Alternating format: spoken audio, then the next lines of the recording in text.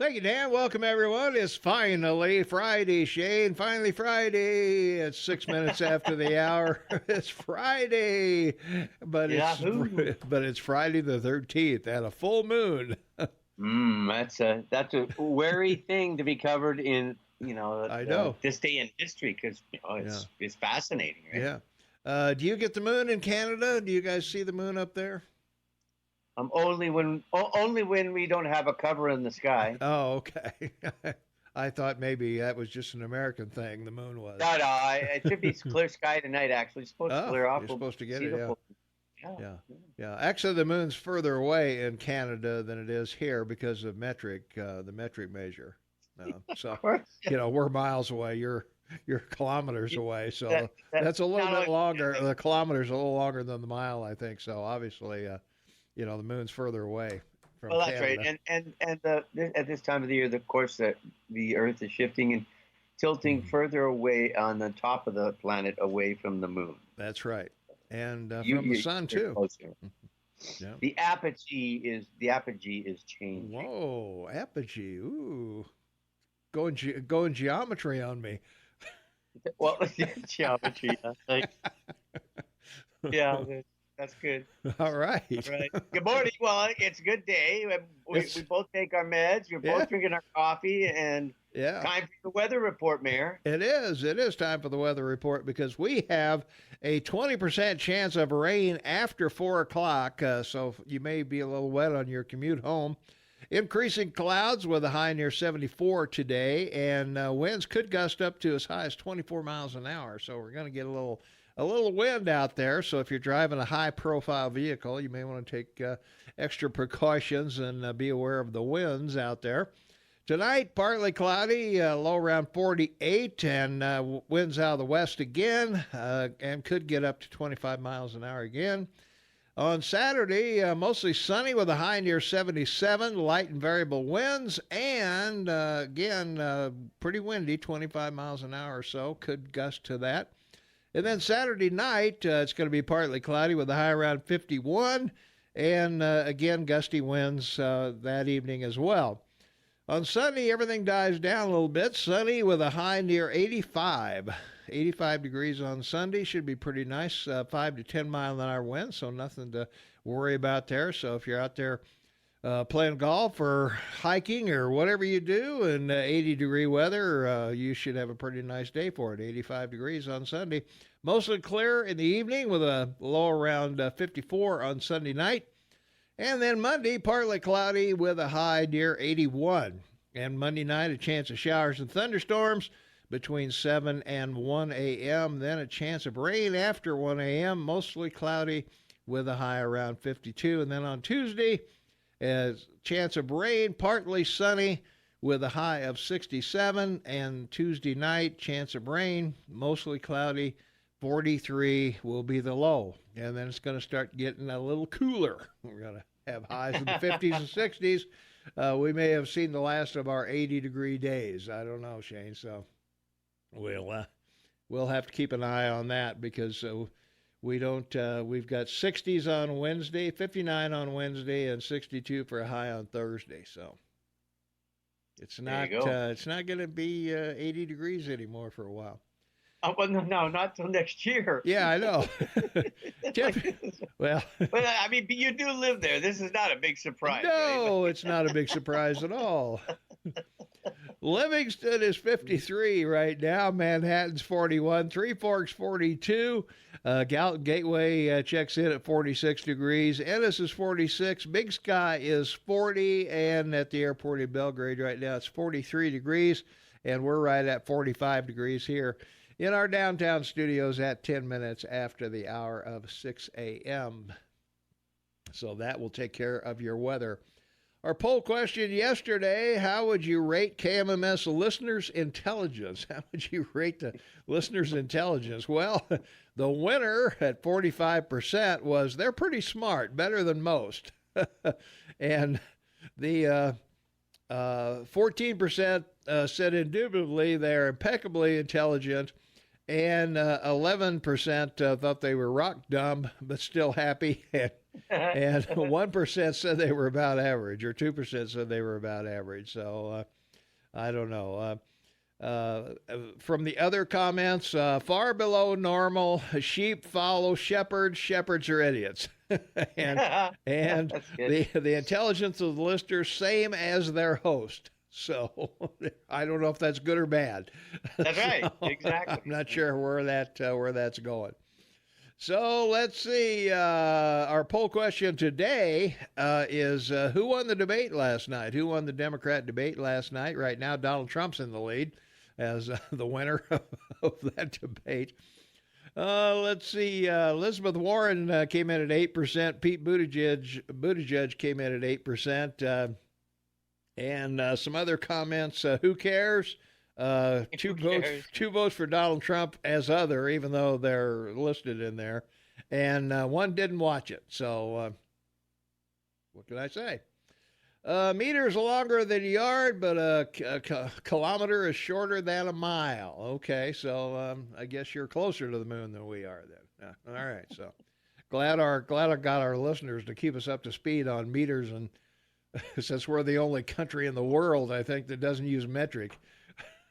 Well, of course you are. No, I think there's several others. Actually. Are there others? I don't know. I haven't looked it up in a while, but yeah, I can't think of too many that all the Olympics are in meters and stuff like that. And only British colonies and Britain drive on the left side of the road. Right. Yeah. So I don't know. That must be a real switch when you go over there and you have to rent a car and drive around London or somewhere. I've done it. Man. It's scary. Yeah. Yeah. Even with an automatic, you get the brake and the gas mixed up, and you're that's going, right. Now, wait a minute. If I make this turn, which side of the road do I have to be on? Or I'm going through this roundabout, so I got to go on the left side, not the right side. Well, the city roads in Indonesia are so bad you got to ride a motorcycle. It's that bad. Well, I don't doubt that, but yeah. Yeah, but you're in a suit with a briefcase and you're in the back of a motorcycle. I mean, ugh. That's not good. No, that's not good. I think I'd rather. I feel safer in a motorcycle in London than I would with a car. I think. I don't know. I don't know. I don't know how. I don't know how they drive over there. Well, it's like New York City. I think the population in New York City on people living like on Manhattan. Yeah. I think it's like 8 million, and like 4 million more people come on the island every day. I was going to say work. They don't all live there; they work there, so the population of the island doubles. Well, it goes from like 8 to 12 million, I think. Yeah, something like that. Yeah. Hank Johnson may think it'll tip over if they get too many people in Manhattan. That's right. Yeah, exactly. Well, anyway, on this day in history in 1788, the Congress of the Confederation authorized the first national election and declared New York City the temporary national capital. New York City. Now, there's so much to unfold in this. This is like a major test on its own. Yeah. Yeah. Should this be on the citizenship test?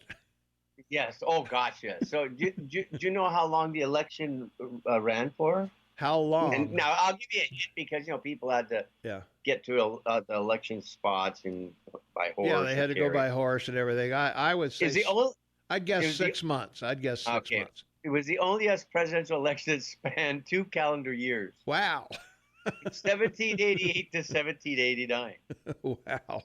And, of course, there are 13 colonies. Yeah, so. And it was totally an electoral vote.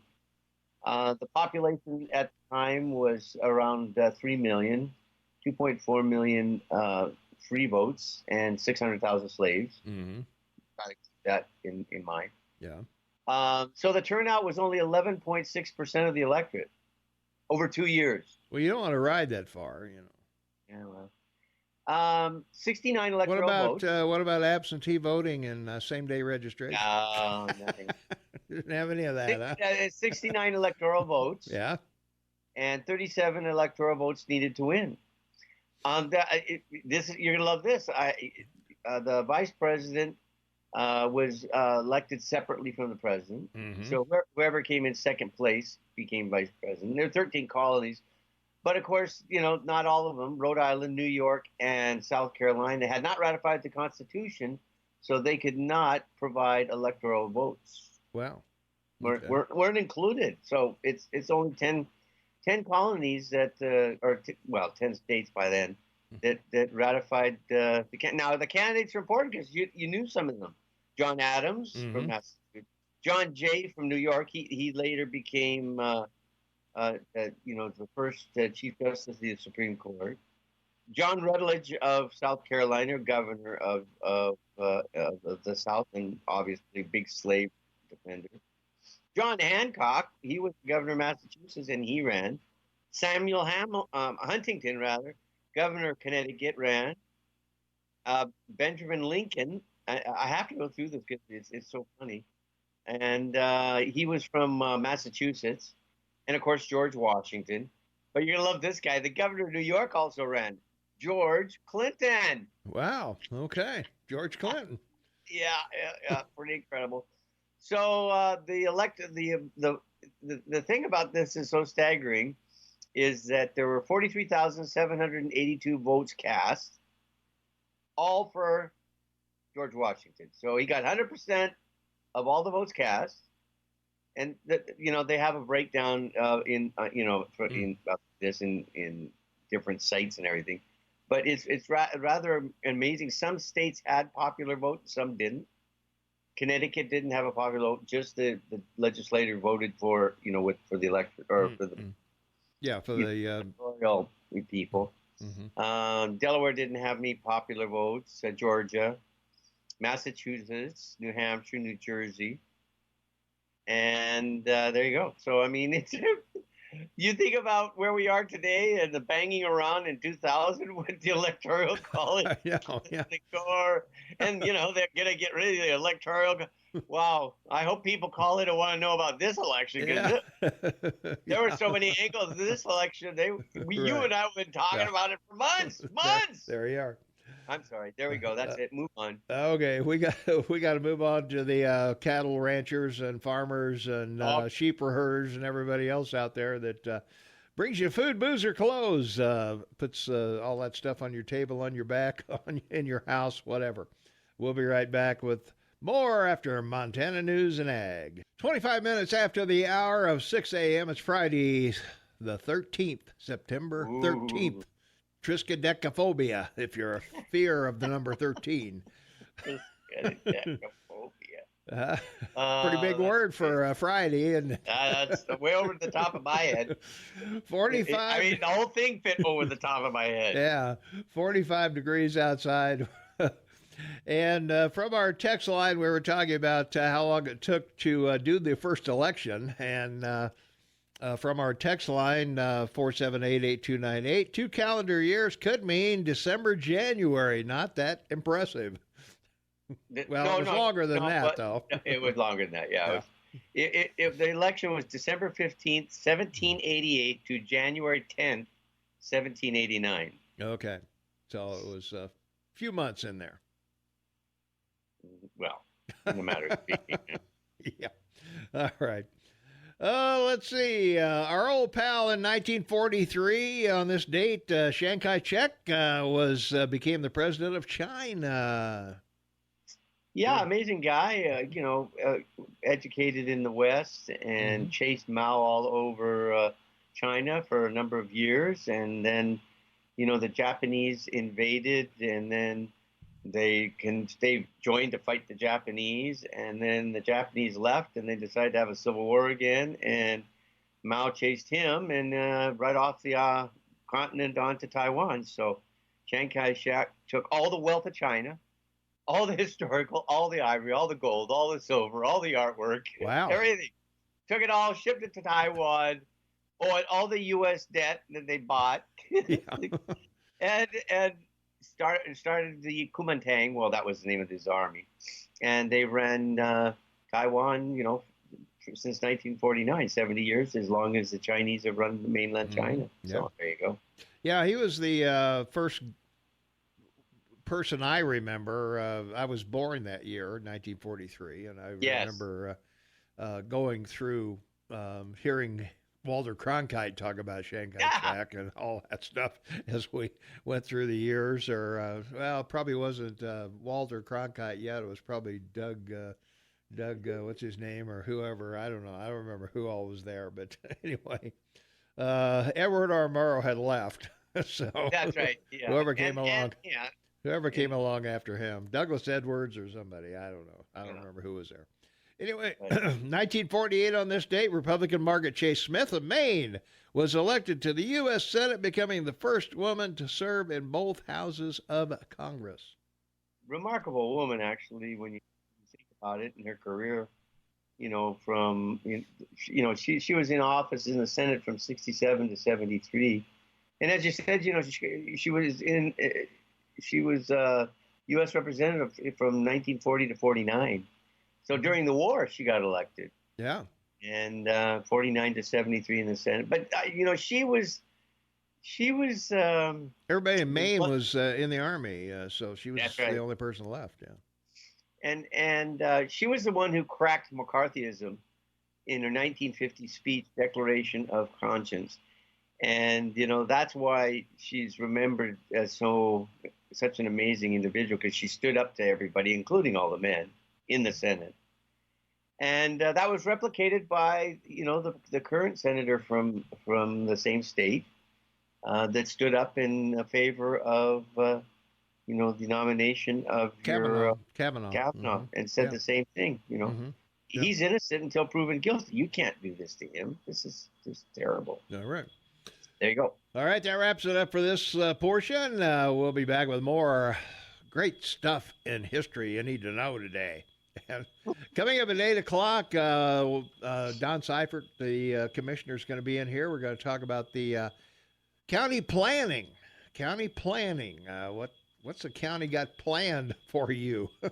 we'll see what they've got in the. How brave is he? Yeah. How brave is he to come in here and talk about that? So we'll expect him around 8 o'clock. So it's finally Friday. Happy Friday the 13th. Watch out for black cats. Don't walk under a ladder.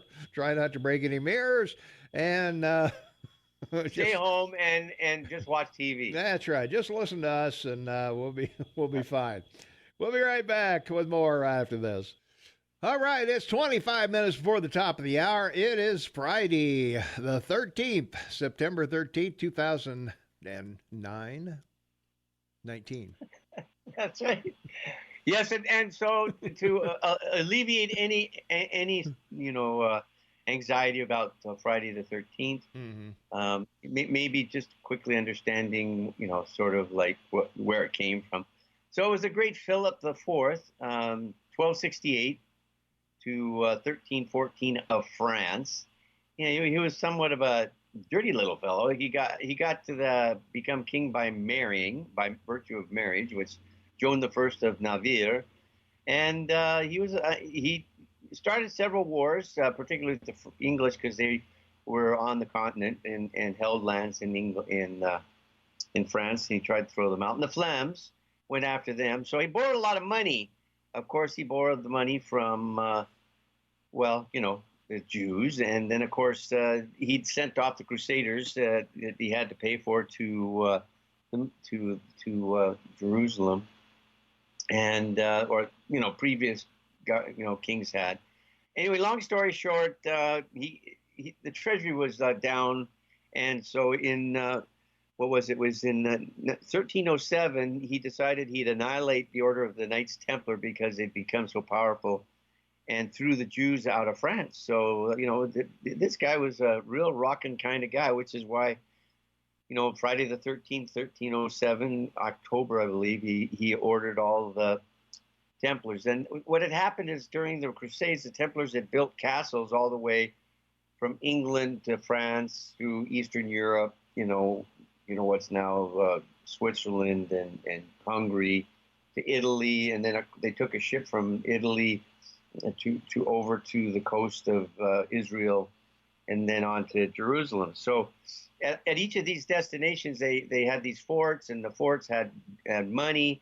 So if you started in England, you'd get a letter from the knights saying, you've given them this much money. So the next place they stopped, they could get food and clothing and for their men and everything, because they were the first basically ATM, American Express, or bank system. So there you go. Mm-hmm.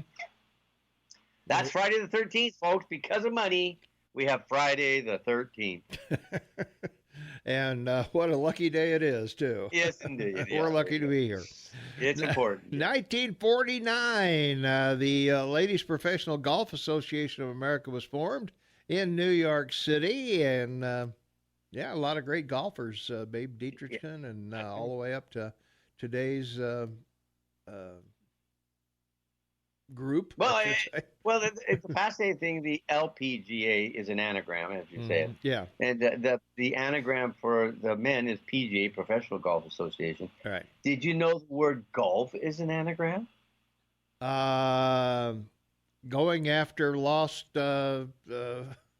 clubs? Gentlemen only, ladies forbidden. Oh, that's what it is, huh? Yeah, can you imagine that?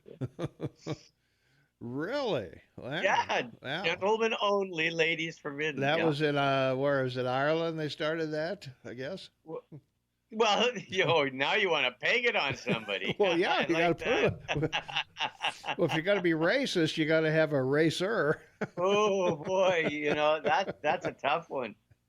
Well, there's a lot of argument about this. Of course, the Scottish claim it. Yeah. But there are pictures in the early 12th century of China, pictures of guys hitting balls, and whatever. Mm-hmm. But the modern game originated in 15th century Scotland. 18-hole round was at the old course of what they call it St. Andrews in 1764. Wow. And so the world's oldest tournament is the Open Championship, better known as the British Open, which first played in 1860 at Ayrshire, Scotland. And it's one of four majors that we all watch every year: the Masters, the U.S. Open, the PGA Championship, and the British Open, and those are considered the biggest four. Wow. But women still can't compete in them. Okay. Just want to stick that in there because I want some phone.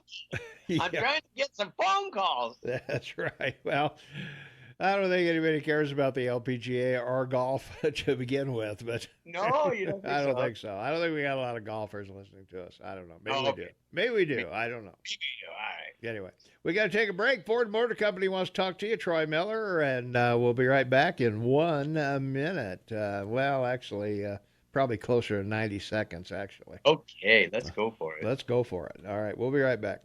18 minutes before the top of the hour. It's Friday, September 13th. Friday the 13th, 2019, 45 degrees outside. Shane Matobin, half man, half amazing. My co-host and Tommy Gallop, your morning mayor. And this is the KMMS Morning Soapbox with Tom and Shane. And our first Friday the 13th. Our first Friday the 13th. Well, we had to have more Friday the 13th than just this one. Well, in this year. Couldn't have one on a Saturday. Well, it could be Saturday the 13th. Wouldn't count.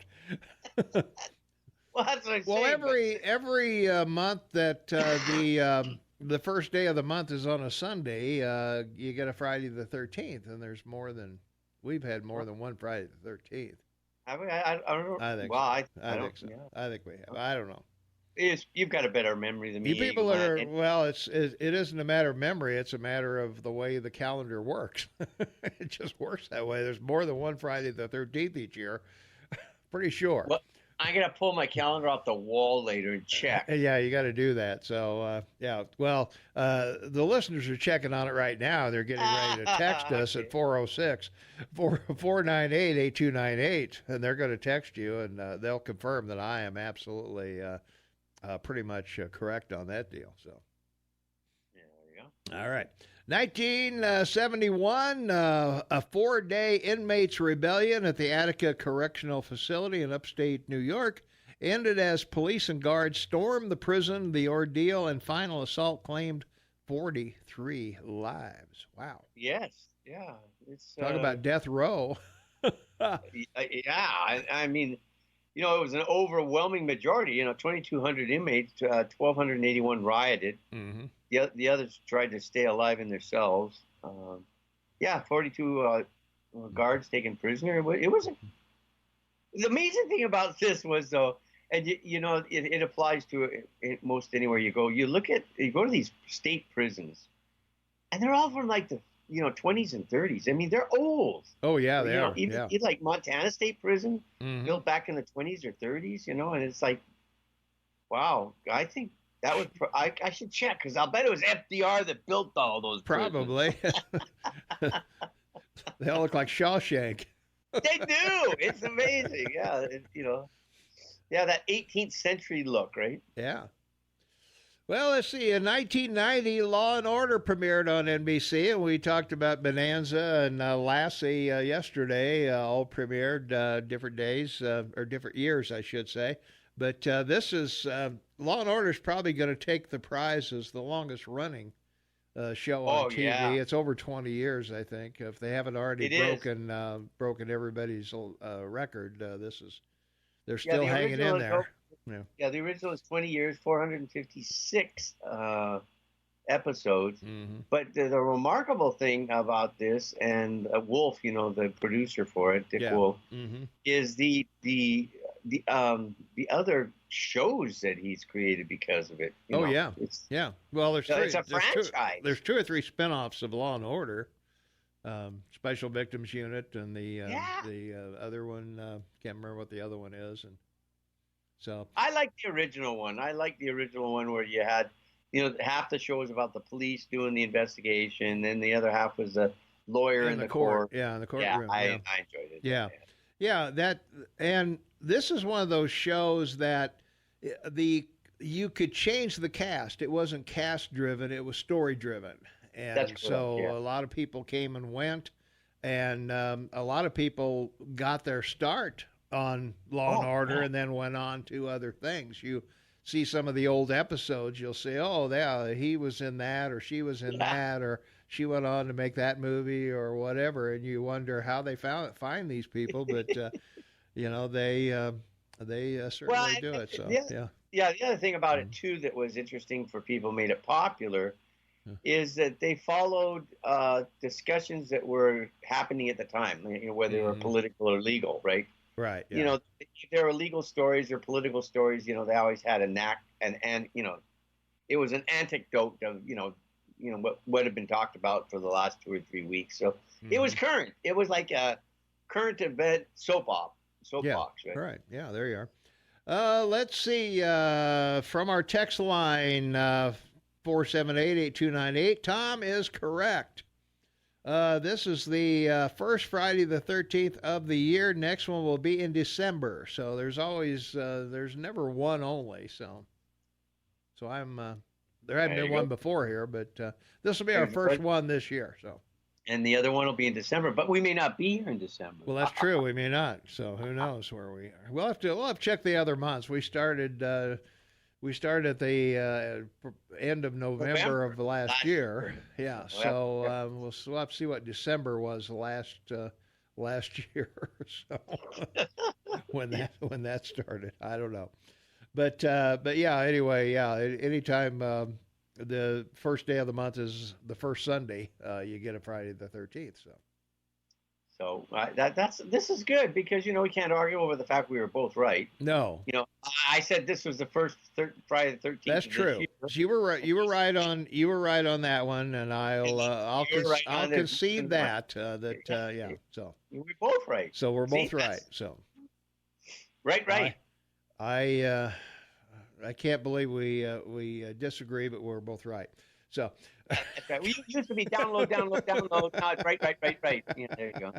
By the way, speaking of downloads, we are currently only 3 downloads away from 1,500. 3 downloads away from 1,500. So we should pick that up today, I would think. And we'll have 1,500 before the 15th, which is what I was kind of hoping for. We'll have 231 shows, actually 230 shows. One of the shows was me announcing there wouldn't be a show because we were off for some reason or something. It was a holiday or whatever. That still counts as a show. No. Well, yeah, okay, all right. Well, I'm counting it as I'm making this decision, Mayor. Okay, On this day in 1922, according to our text line, the temperature hit 136 degrees in Libya, and in 1928, the San Felipe hurricane crossed Puerto Rico with 150-mile winds, killing 300 people. There you go. So, our day in history. Climate's cooling, baby. It is, yeah. Well, the Democrats talked about that last night in the debate. We'll talk about the debate a little later, probably the next hour, whatever. We sort of have to, I guess. But at any rate, on this date in 1996, rapper Tupac Shakur, 25, died at a Las Vegas hospital 6 days after he was wounded in a drive-by shooting. And they're still trying to figure out who shot Tupac Shakur. Now, you're a music guy. Did you know this guy or his music? No. I mean, I know he's a rapper, but that's, Neither did I. I mean, I've heard the name, so. Well, as I've said many times, if I haven't heard of you, you're not famous. I was sitting in the doctor's office the other day waiting for my wife, and I've got People magazine in front of me, and I'm flipping the pages, and they're talking about all these people in here. Clueless. I didn't know half of them. I mean, some of them I knew the name. Like if somebody showed me a picture of Tupac Shakur, I probably wouldn't know it was him. Now, Ludacris, I probably would because I've seen Ludacris on TV shows and things like that. So I think I would recognize him. But I wrote a blog on this some time back, and I use U2 as an honorable mention because I'm thinking, okay, I've heard of U2. I know Bono. I might recognize him with his glasses, right. if he's out roaming around the street somewhere. But I'm thinking to myself, I can't think of a single U2 song I know. So I'm thinking, okay, there has to be U2 music in movies. Because I watch movies all the time. Yeah. So I look up U2 songs in movies. And I haven't seen any of the movies. so I still don't know them. So they're not famous, even though they're the biggest touring band in the world, I guess, or have records for turnouts or whoever. But at any rate, I there's no way that I could give them anything other than honorable mention. But, fair enough. But all these people, and that's what I say. If you really want to be famous, you need to be famous enough to go down the pipe to me. and if I know you, you're legitimately famous. If I don't, you're missing the boat. You need to work harder. Well, he was 25 when he got shot. Yeah. He had won 5 awards, music awards, up to that time, and been nominated 19 times. Yeah. Yeah, he was a big name, that's for sure. Yeah.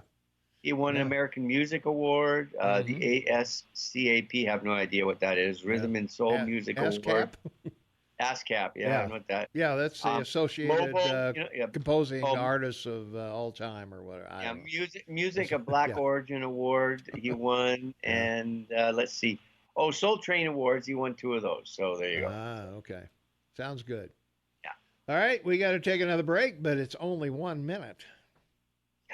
So have a cup of coffee, or have a sip of coffee, and we'll be right back right after this.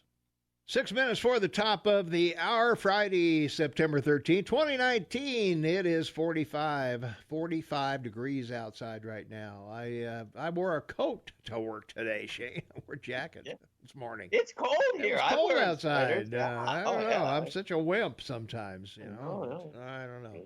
45 degrees, I should be in short sleeves in Montana, but...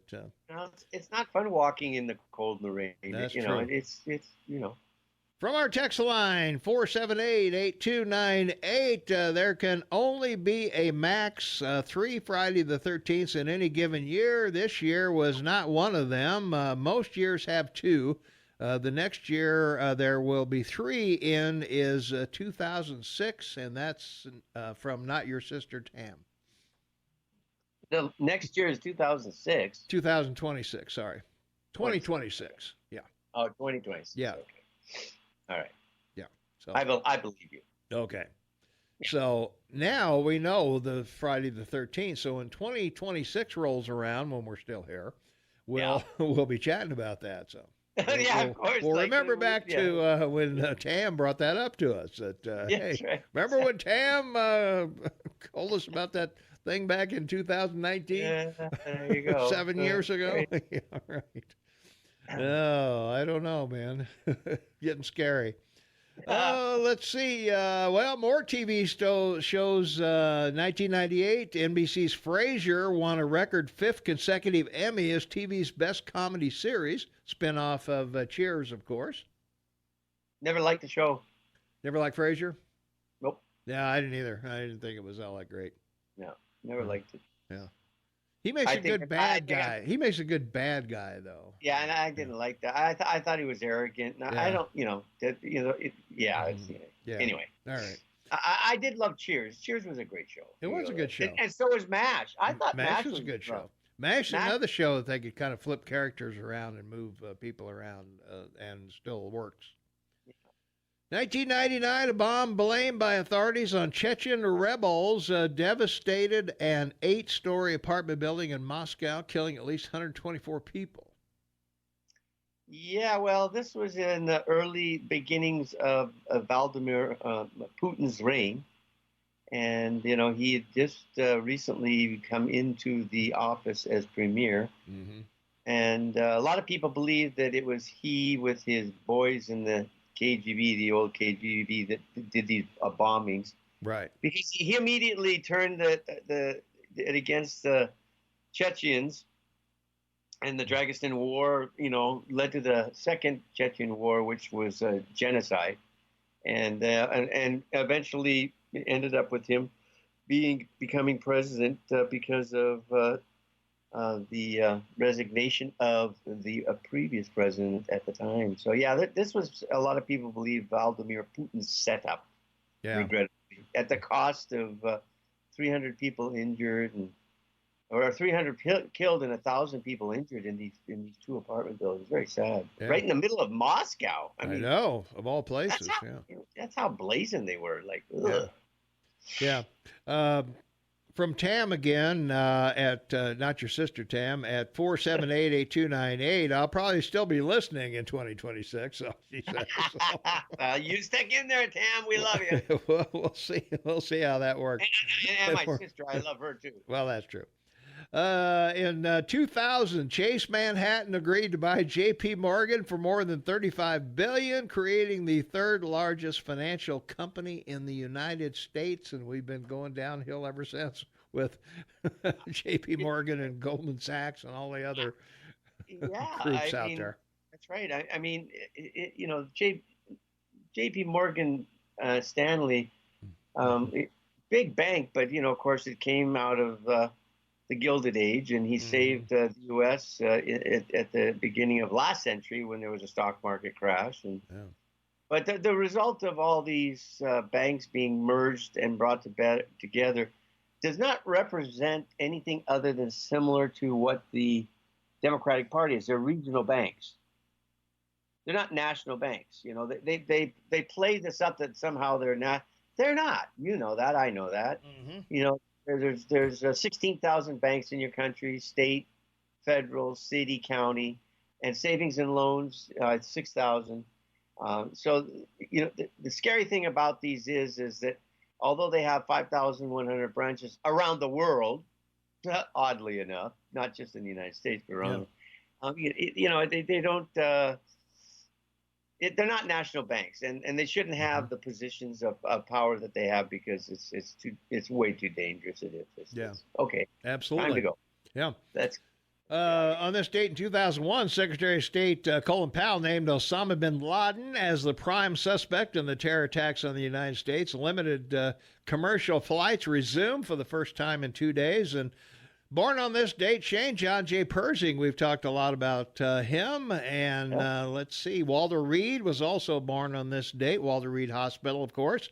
Milton Hershey, the Hershey guy, Hershey whatever. Candy. Yeah, Candy. And Claudette Colbert, born on this date in 1903. And Bill Monroe, the country singer, born on this date also in 1911. We'll be back with more right after this. Welcome back, everyone. 6 minutes after the hour of 7 a.m. It's Friday, September 13th. And a couple days ago, Shane, somebody said we should do the weather more involved at the top of every hour. So let's do a little bit of that. We're looking for a 20% chance of rain after 4 p.m. today, high of 74, winds gusting up to as much as 25 miles an hour. Tonight, partly cloudy with a low around 48, and again, gusty winds, again, 25 miles an hour tonight. So Saturday, mostly sunny with a high near 77, light and variable winds, but they could gust again up to 25 miles an hour. And Saturday night, partly cloudy with a low around 51, and winds again could get pretty breezy. Then on Sunday, things calm down a little bit.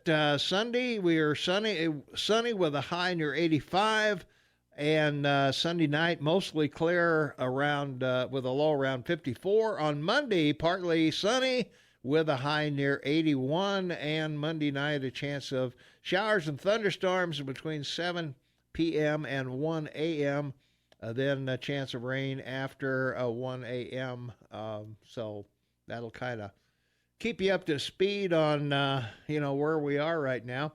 Temperatures around the area, Livingston's at 53 right now, Manhattan's at 41, Three Forks is 42, Gallatin Gateway is 46, and Ennis is 46, Big Sky 40, at the airport in Belgrade is 43 degrees. We're at 45 degrees right here at 7 minutes after the hour. So there we are. And I should turn you up if you want to talk, huh? Well, or be heard. Yeah, or be heard. Well, we talked a lot about vaping yesterday, and the city health officials, the U.S. health officials, are encouraging Montanans to steer away from e-cigarettes while county health officials work to help help providers spot any signs of the sickness. We're one of 17 states that don't have a case of vaping or some kind of respiratory illness, Shane. So yes, it's quite a deal going around the country. 6 people have died, 450 cases of problems with vaping out there. So according to the Montana Health and Public Services, anyone who uses e-cigarettes products and has experienced respiratory issues should consult their you're gonna sneeze. How about a sneeze? Their provider. If it's a medical emergency, call 911 or the Poison Control Center at 1-800-222-1222. So anyone who uses e-cigarette products should not buy them off the street and should not modify these products or add any substances that are not intended by the manufacturer. Current tobacco users, including e-cigarette users trying to quit, should use evidence-based strategies, which include counseling, FDA-approved medications, and calling the Montana Tobacco Quit Line, 1-800-QUIT-NOW. So those would be the advice that we would give folks that are out there using vaping products. There you go. Yeah, it's pretty huge. Because it is a big deal, man. If there are 450 cases in 33 states, yeah, something's going on out there that probably isn't kosher, so to speak. And well, I'm trying to think it's in Minnesota or Michigan, where the family turned their kids in, resulting in your agencies finding these kids living in a middle-class suburban townhouse selling vapor containers with THC. And they had like 200,000 or 300,000 in containers upstairs, and their parents didn't even know it. Wow. So, like, the problem, I think, is we talked about yesterday is the counterfeit stuff that's being produced in these containers that go in the vapor machine or whatever. Yeah, I don't know. I always felt my parents didn't want to know what I was doing. I don't know. In a lot of cases, parents either didn't want to know or well, Yeah, or just had their own lives going and yeah, that's just right. put the Yeah, kids they on. didn't want to know. Yeah, trust the kids and put them on automatic pilot, and we'll be fine. Yeah, 8 fingers, 2 thumbs, and all your toes. You can come in the house. Right, there you are. The Montana Board of Regents unanimously agreed Thursday to spend $1.62 billion over the next year. The total spending, Montana State University system, they will get $671 million of that for the fiscal year 2020. And regents and campus leaders spoke about financial goals for the university system at the Thursday meeting, and in particular, how it can get more money from the state. Yeah, we got $671 million. How can we get more? Let's talk about that, right? Did you say the big B word? Actually, $162 billion for the Montana colleges in general, and MSU is going to get $671 million of that $1.62 billion. Wow. Well, they talked last night about this guy Stiers, the coal king, getting on the stage in October. Yeah, Tom Steyer. And then they talked about writing off the $1.5 trillion that people owe for college loans from the U.S. government. Mm-hmm. It's like, what? Why don't you just no interest? Just pay the principal back. Yeah, pay it back. Yeah, just pay it back. No interest. Then it won't bog you down. Yeah. With no interest on it, you probably go get, some support from a bank for a house or something if you can just carry a principal payment every month. Yeah, maybe. I don't know. It's just all the people, somebody's going to have to be paid to process those payments. That's what the interest goes for, That's right. Yeah. Well, anyway. Yeah. State money makes up about 47% of the university system's budget for the next fiscal year, and a national average for a state share is about 50%. So the Montana legislature voted to freeze college tuition last spring, which was a priority for Steve Bullock, and the move meant the state spent $24 million to backfill tuition for in-state students, giving them a break from a tuition raise. So, wow. Yeah. The waiver passed unanimously, and many regions and campus leaders expressed support for the idea. Regent agreed, but said the board needed to ensure the waiver wouldn't financially impact one campus over another. So, of course, wow. we don't want that to happen. So, yeah, that's yeah. From our text line, 478-8298, banning vaping for 6 deaths from street oil is like banning whiskey because 6 people died from moonshine. Liberals want to control everything. There you are. Well, I think the only thing they're talking about banning is the flavored stuff, I believe, for kids. That's one of the things they're concerned about is the kids getting having problems with this.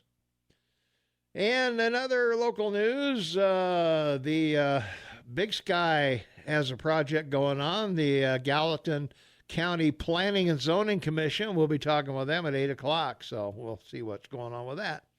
And they postponed approval of 265 housing units south of Big Sky on Thursday over concerns about how the development would impact the Gallatin River. And I think we've talked about this before, Shane, on the show. But the proposed development is off U.S. Highway 91 between Lone Mountain Trail and Michener Creek Road. It would have 130 apartments above first-floor retail spaces and 135 single-family homes clustered in groups with shared open space, garages, and parking areas. The development would also include a hotel and trails connecting to the larger Big Sky Trail system down there. So, a lot of jobs, huge project, lasts for years. Yeah, there would be lots of. Got to look at those terms, right? Yeah, it would be. Yeah. The Gallatin Local Water Quality District submitted concerns about overloading and maintaining the septic systems, and they said it could pose a threat to the nearby Gallatin River and Michener Creek. And that's very possible, I guess, when you start talking about the ground and the temperatures we have there and septic systems and all of that can an accident could certainly contaminate that both waterways. But Well, they could start off with septic tanks, and while they're building it, build a small, mhm. what do you call it, waste management Sure. facility, because it's a large enough project. Well, I would think It, so. you Yeah. know, but you couldn't build it right off the bat. You'd want to sort of Hmm. build it as you went along, building the rest of it. And so, as I said initially, unless you build the hotel first or something, but like if you Hmm. start with the houses and condos, once you're halfway through, you have that finished, and then otherwise use septic. But yeah, Right. these things can be solved if people sit down and work out common sense solutions. Well, I would certainly think so. That uh, I don't know. Are we overreacting to where we build things, Shane? Do you think? Yes. You think so? Yep. That we're too worried about what might happen. So if that's the Yep. case, how can we build anything? That's right. I mean, Yeah. and you stop the growth of the city and the commerce of the city and Hmm. the things that draw people to it. I mean, the only thing your city's lacking or your valley's lacking is a lake. Otherwise, you've got everything. You got all Hmm. kinds of year-round sports. It's not seasonal, Yeah. right? It's like so Hmm. you've got everything there to make it possible for people to want to come there year-round, live there year-round. Hmm. And jobs. I mean, the bottom line is, three words: jobs, jobs, jobs. Yeah. Well, I would certainly think so. So, well, yeah, we know the city overreacts to everything. So, so that's Wait, I think that's a compliment. I don't think they overreact. I think they don't do anything. that may be. Let's take a phone call. 522 Talk is the number. Call you on the air. I just tell people Bozeman is basically your new Silicon Valley. So it's like the Sunnyvale of Montana. That's how it's going to be. Where there used to be orchards and cows, where there used to be horses, and other wildlife, it's going to be all pavement, overcrowded. The interstate is going to get backed up on a daily basis, and you're just building. It's going to build itself into another Silicon Valley, in my opinion, because I've seen it happen in other places, and it's happening here. And I'm talking multiple different states that always. Maybe I'm a problem. Maybe everywhere I move, it seems to just grow, because I want that nice, quiet area. You're gonna have to leave. I'm going that's to the Clyde bottom. Park. That's the bottom line. Yeah. Yeah, so if you're in Clyde Park, you might be in trouble because that's going to grow next. Yeah. Go to Checkerboard. But Red Lodge. Go to Red Lodge. Red Lodge is beautiful. Yeah. There. yeah. And hey, Shane, I wanted to say something. I keep forgetting to bring it up, but there's a commercial on for I think it's like an insurance commercial. Mm. But the guy in it, he sounds just like you at the end of the commercial. Oh. You guys always play it, and I mean it as a compliment actually. Yeah. But yeah, it's I think it's like who's your insurance dealer, Progressive or something? Oh, that. Well, we do the what is it, Emos, something like that. And the guy in the end, and Yeah. it's like he's yelling in the background. That reminds me of exactly how Shane is. Oh, And it kind of sounds like. Oh, Well, thank you. yeah, the guy that says, "Hey, what about my problem?" Yeah. That's the one. Yeah. So anyways, you guys have a good weekend. All right, you too. You too. All Yeah. right. Stay lucky today. All right. Yeah. All right. It is Friday the 13th. All right, we'll be back in 2 minutes. Stay tuned. 22 minutes after the hour of 7 a.m., it's Friday. Friday the 13th, September 13th, 2019, 45 degrees outside. Shane Matobin on the line with me from beautiful Vancouver, British Columbia. Tommy Gluff, your morning mayor. In the house, this is the KMMS Morning Soapbox with Tom and Shane, making radio great again. The valley.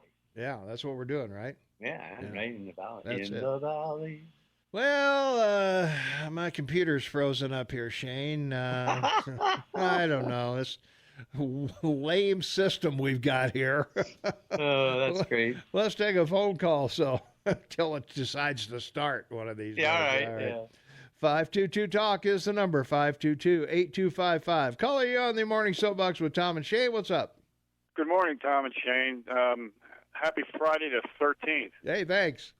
Happy? I should be happy. It's happy. Yeah. Sure. Come on, be happy. Okay. Be happy. Remember, be safe. Hey, remember, if it wasn't for bad luck, we all wouldn't have any luck at all. That's right. That's true. Very good point. I like that. Tom, you mentioned this project south of Big Sky as far as a housing project or a building project. Yeah. Is that before you get to Bucks T4?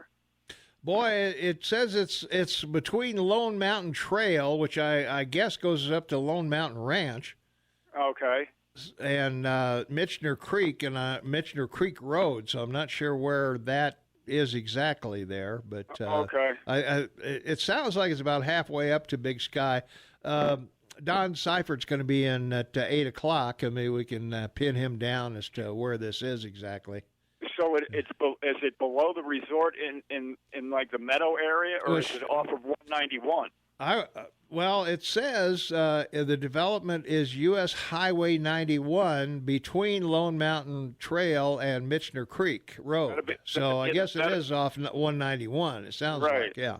Oh, okay. Well, see, that's another thing. That road is very crowded, especially in the summer. Oh, yeah. And it's loaded with white crosses, except for inside the park boundary. Mm-hmm. That's something I'm probably going to have to consider. I think is they have done work on that road over the last number of years to make it a little wider in places, giving it a passing lane. Well, I think we reported a couple of weeks ago they're doing a reassessment of that road, and they're going to we can talk to the county about that as well at 8 o'clock. As to what the plans are for that highway, because anybody's driven it, particularly in the wintertime, those logging trucks go 92. Yep. They have no fear of the snow or ice on the road. And you might ask them about public services, firefighting, all of that, police, and schools. I know there's a school that's very close. At the end of the development of that area, and it's a small school. It's not a very big school, so I'm thinking if they're going to be permanent residents, they're going to need some more, school facilities. Yeah. Okay. Yeah, that's down the road from where you turn to Big Sky. That school's down the road there a little ways near the T4, I think, or whatever. All I know is when I first moved to West Yellowstone back in the early 80s, Big Sky was hardly developed, and you went to work up at the ski resort through the meadows, but now they're going to need more traffic lights probably too. Well, they've been talking about that too, that they may have more traffic lights on that highway for some of the cross traffic or the traffic coming out of some of those curves. Because it can be pretty dangerous there if you're not, I'm a white knuckle driver when I drive that highway. I tell you. Absolutely. Got one foot on the gas, the other one on the brake, hand on the emergency brake. Thanks, guys. All right. Hey, thanks for the call. Thank you. All right. Well, we're getting down to the bottom of the hour here, and let's see. We'll talk about the Big Sky project when the county commissioners come in here at 8 o'clock, and we'll I think we've got somebody from the planning department here, so maybe they can give us more insight on exactly where that development is and what's going on with it. And the other thing that's going on in the state from up in Helena, operators of private adolescent residences, residential treatment programs in Montana say they welcome state oversight, but the regulations being proposed won't meet the needs of such diverse programs, because these various residences take care of different things. Some are Alzheimer's, some are aging people, some are other types of folks, and so it isn't a one size fits all. But they held a meeting on Thursday on the proposed rules, which are meant to create clear licensing requirements and establish minimum health and safety standards at these places. So the 2019 legislature put the treatment program under the supervision of the health department effective July 1st after a series of stories by the Missoulian indicated complaints against private treatment programs were not acted upon by an oversight board made up of administrators of similar facilities. So I think that's always been a thing, that nursing homes, we always wonder about the care that's there, for our elderly folks. Look who's talking. But thankfully, No, not just elderly. It's not just elderly. It's no, it isn't. infirm. No, there's all kinds of people that need need care, various types of care of all ages. So Yeah. that's why it's really hard to pin this down to, okay, we're going to have this kind of food, or we're going to have this kind of service, or this kind of movement, or whatever. So I can see where that would be a real can of worms for everybody. So. All right, we got to together pay a couple of, we got to collect a couple bills, I guess, from Big Sky Mattress Agency and Brick Breeden and Levin. Well, now we're not going to play Levin. So, all right, we'll be back with more right after this. All right, it's Friday, September 13th, 2019, 46 degrees outside, 24 minutes before the top of the hour, and we've got a caller patiently waiting on the line, so let's go to the phones. 522-TALK is the number, 522-8255. Calling you on the Morning Soapbox with Tom and Shane. What's up? Good morning, Tom and Shane. This is Jack. Hey, Jack, how you doing? I'm doing great. Good. I had a question directed particularly to Shane, Mm-hmm. and the question is, how are the folks up there in your area feeling about the decision of the Japanese electric company deciding to pour radioactive water directly into the ocean rather than storing it, because apparently they've run out of space, and about the only option they have left apparently is to pour that directly into the ocean. Are there any thoughts up there in Victoria or Canada about this? You're concerned for it, mostly because of the salmon. The salmon go to the North Pacific. They don't know a great deal about their nature of what they do there, because some go out for 2 years, some for 5, some for 7. And that obviously is an issue. 85% of the protein eaten in Japan is fish. So Right. their coastal lines are being radiated. But the current drives it north across, the Aleutian Islands, Alaska, and into our, shores of West Vancouver Island and northern BC. But the problem is they've been doing this since this occurred. This isn't new. I mean, all they did is finally admit to it. I understand that. Yeah, now it's just a straight out. They used to say they were cycling the water out of the ocean. Well, that's just not. Yeah, cycling it out, which was dumping it and bringing in more cool water, right? Because it's still hot. Sure. Yeah. Well, I'm just wondering- that's the problem that they have, is they've got 2 of the 4 plants that are still hot. Which, if you don't keep them cool, they could burn right to the crust.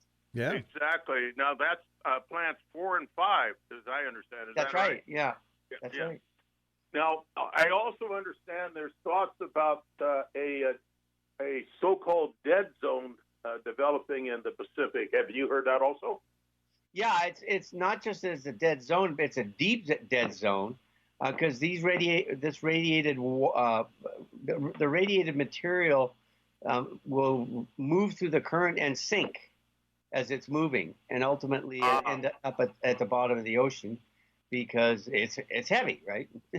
Right. In terms of weight, right? Mm-hmm. Right. The problem that you have is, as it moves through that process, what it affects, meaning, radiates, other fish, other life forms, and they in turn get carried by the current, to our shores or fed to fish. So, yeah, Right. it's an absolute, this is just an absolute environmental nightmare that, you hear about all the stuff about the, global warming, we got to save the planet, but this isn't even in the news. No one even wants to talk about it. Exactly, particularly with the trade business going on with Japan now and that sort of thing. I was just sitting here thinking, I wonder if the new table setting will be in the future knife, spoon, fork, and Geiger counter. Yeah, exactly. Yeah, it'll work. Yeah, people won't have smoke alarms in their house; they'll have Geiger counters. Yeah. Okay, I just wanted to know what the feelings were of the your Canadian folks up there about this thing. It was it was noticed or reported in some of the world news organizations. Yeah. On the Well, look, the other problem with this, real quick. The other problem with this is it's a national power grid in Japan. Number one. Yeah. One principal power company. Two.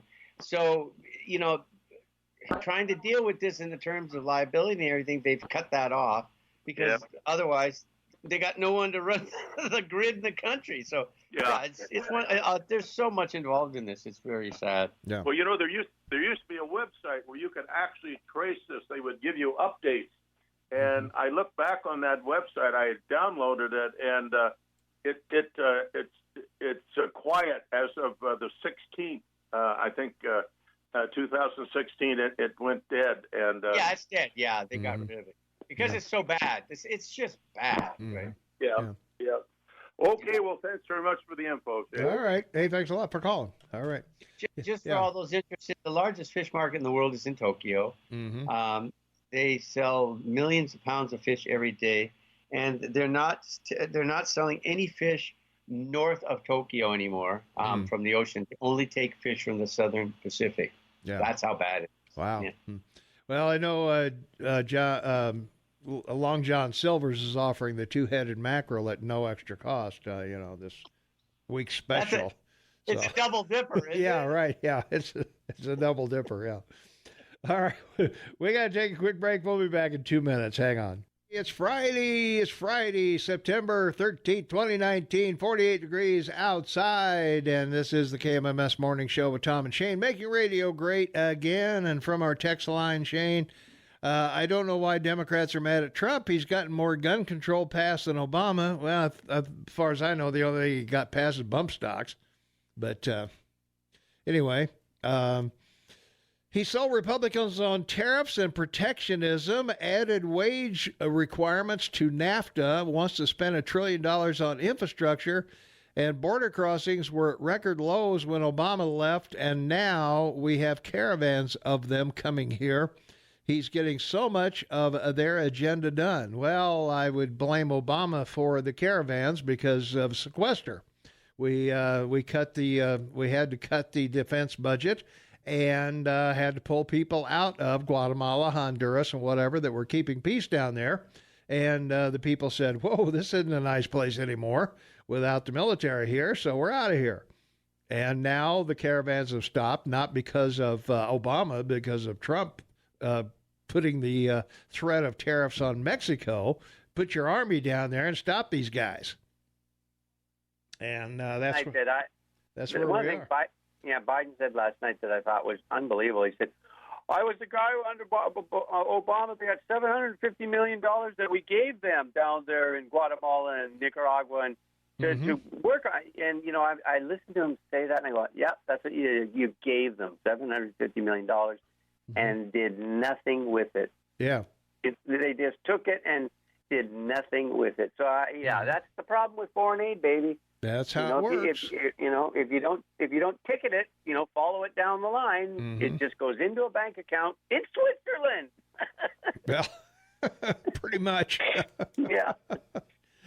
Well, anyway, that's the story, as they say. The thing is too, that Venezuela came up last night, in the conversation, and once again, I just want to remind everyone we talked about the fact that the socialists they want to replace with a socialist who's more socialist. Bernie Sanders support. Yeah. Bernie Sanders supports the guy they want to replace Maduro with. Right. But, and he's more hardcore socialist than Maduro is. Like, give me a break. Seriously. Yeah. Oh. Anyway. All right. So, anyway, that's where we are with getting our agenda done. So, well, let's see. In other news, also, we were talking about the, well, we haven't been talking about them lately, but the sage grouse numbers are tumbling in Montana and across the U.S. West. And, of course, that's the environmentalists are going a little nuts over that, gee, we got these sage grouse out here, so no pipelines, no infrastructure, no roads, no buildings, no nothing out here because we've got this stupid bird that's roaming around out here. Population's fallen more than 40% over the past 3 years, mirroring recent declines across the U.S. West for the bird species that federal officials rejected for protection in 2015. And state wildlife officials estimate there were about 44,000 ground-dwelling sage grouse in Montana this spring. That figure is included in a report to be delivered to state lawmakers later in the month. Grouse numbers also continued to drop in 2019 in Oregon, Idaho, and Wyoming. Weather can affect population from year to year, and wildlife officials say those short-term cycles are most directly responsible for the recent decline. So 25 below, I guess grouse don't like that, those temps. Yeah, it's hard to keep an egg warm without freezing. Right, yeah. It's a hard frozen egg and not a hard boiled egg, yeah. Yeah, and the hard egg to cook, right? Yeah. So anyway, Montana's drop from almost 78,000 grouse in 2016 was traced to an extreme drought in eastern parts of the state in 2017. And the decline coincides with increased efforts to conserve grouse habitat, included by working with private landowners to adopt grazing and other practices that are more beneficial to the bird. So, boy. We have to put our whole lives on hold for. Why don't you just make them pets? Well, like they're like chickens. They don't fly too well. I was going to say, put them in a pen, throw some corn in there, and call it good. So they're ground dwelling animals, and they don't have any real major, what do you call it?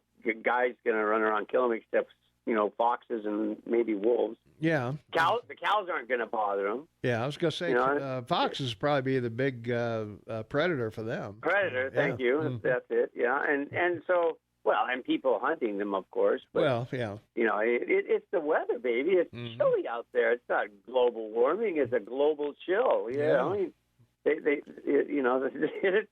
They roost in the spring. Well, if you're still under 3 feet of snow, hard to make a nest, right? Yeah, I guess so. Yeah. All right. Let's take a phone call. 522-TALK is the number. Caller, you are on the air. What's going on? Hey, this is Bill. Say I was driving and listening to your show. I think you're doing a great job. Well, thanks. You mentioned sage grouse numbers. Yeah. Okay. Why don't they give us the numbers of all the raptors that eat sage grouse and eat their eggs?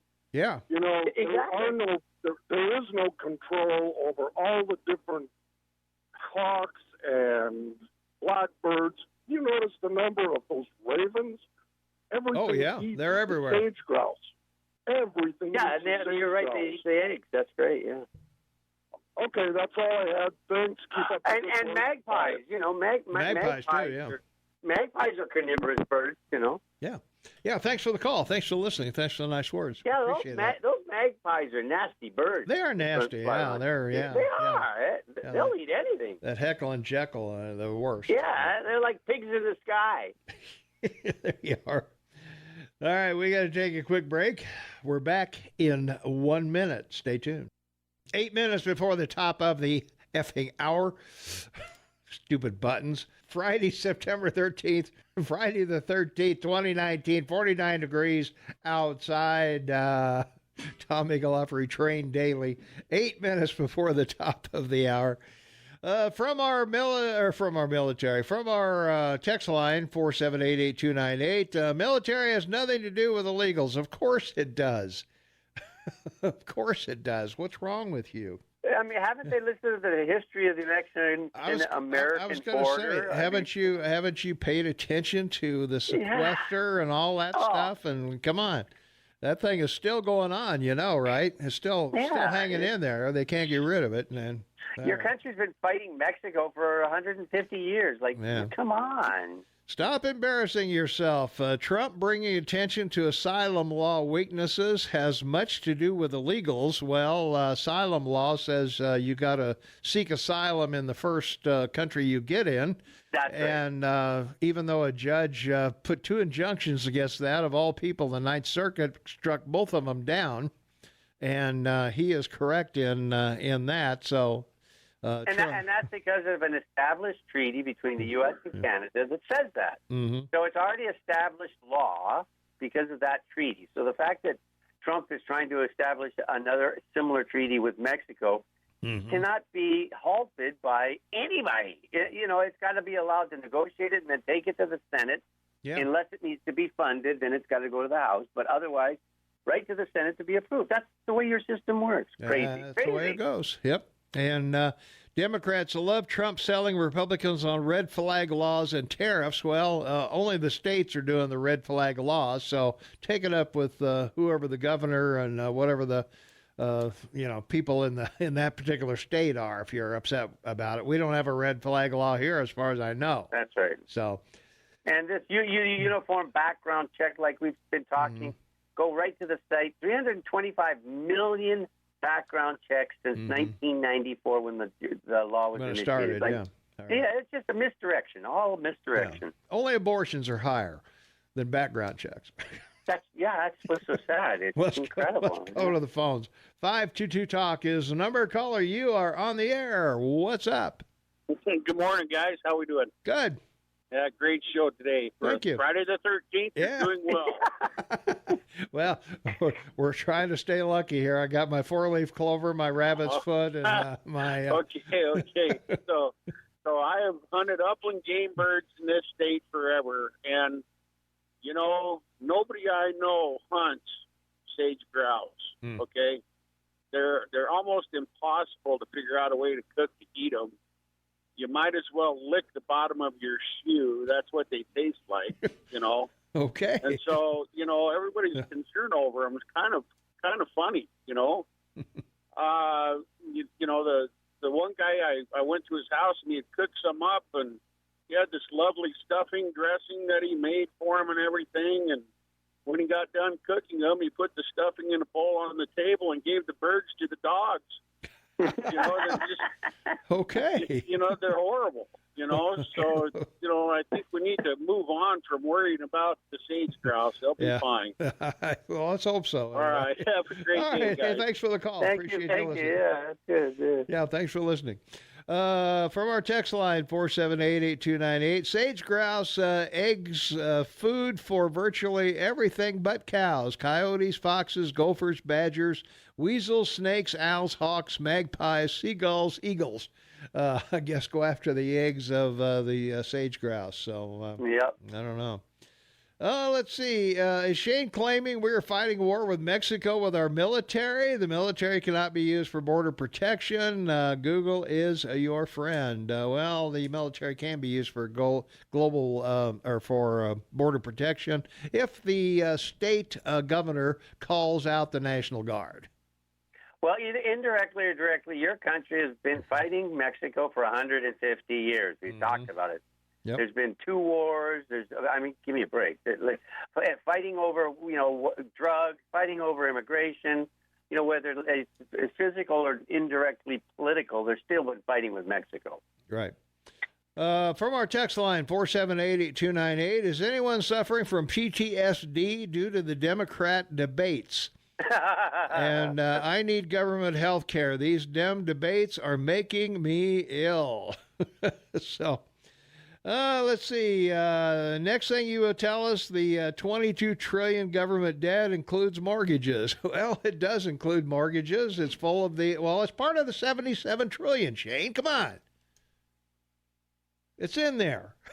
Okay. All right. It's there. The government debt is $22 trillion. Your national debt is $78, and that includes your government debt. So, right. Yes. The mortgages are in there. I'm not disagreeing with you. I'm just good. Well, okay. Yeah, all right. So, yeah. You're the man. You're the man. Mm-hmm. They're in there, so get over it.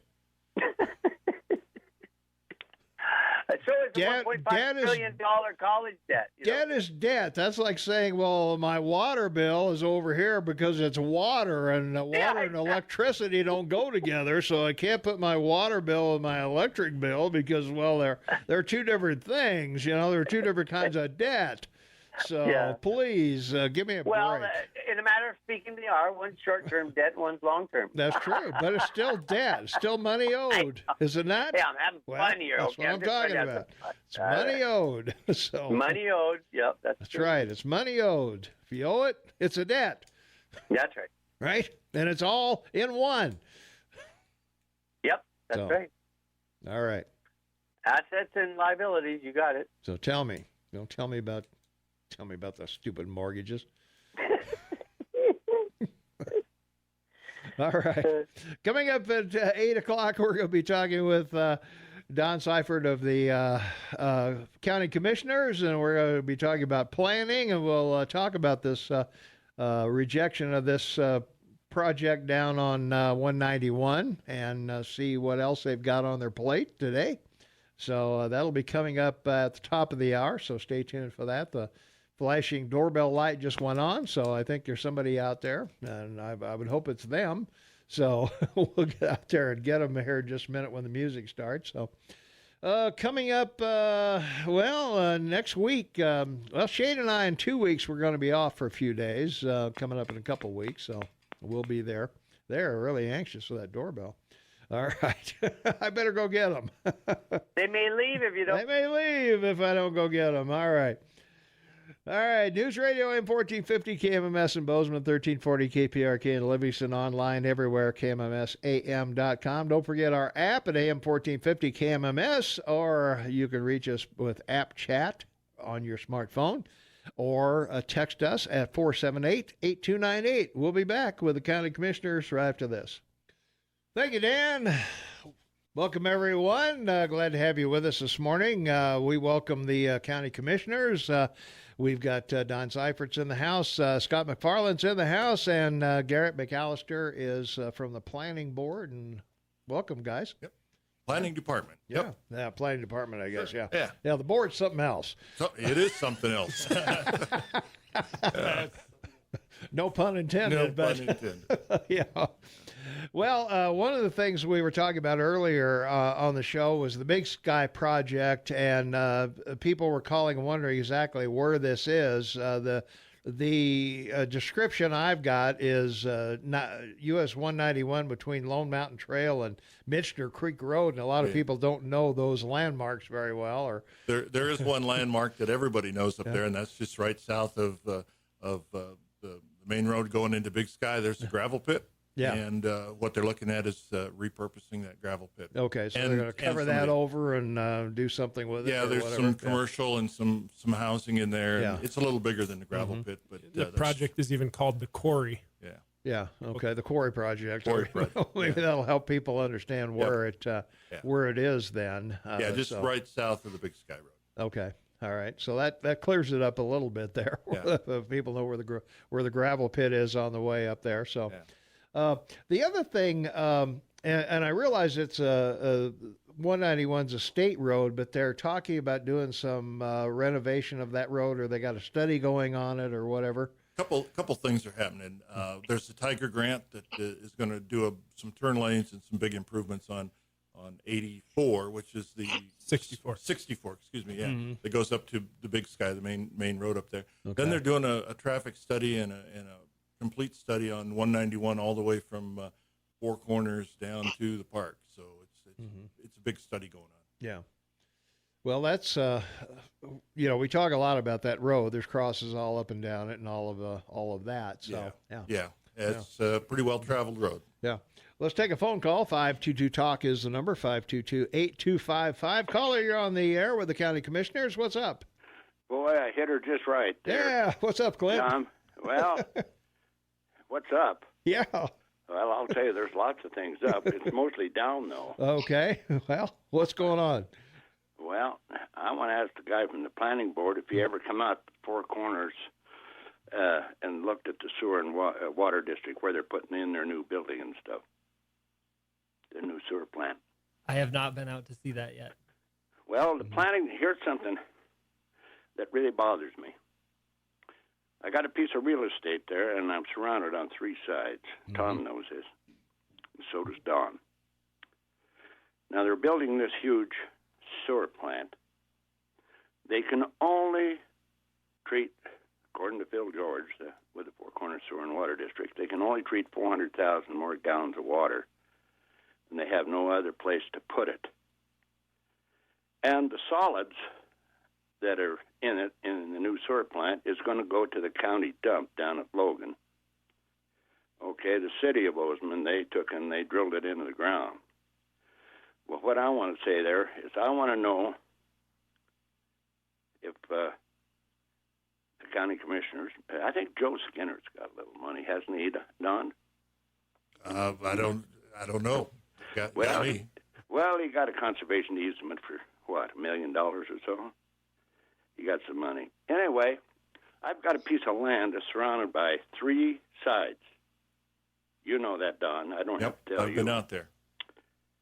And I want to know why the planning board and the health department and the county commissioners do not come and look at a piece of property that is planned for sewers and look at the people that, if it'll hurt any of the people that's going to be involved in this sewer before final plat approval is given.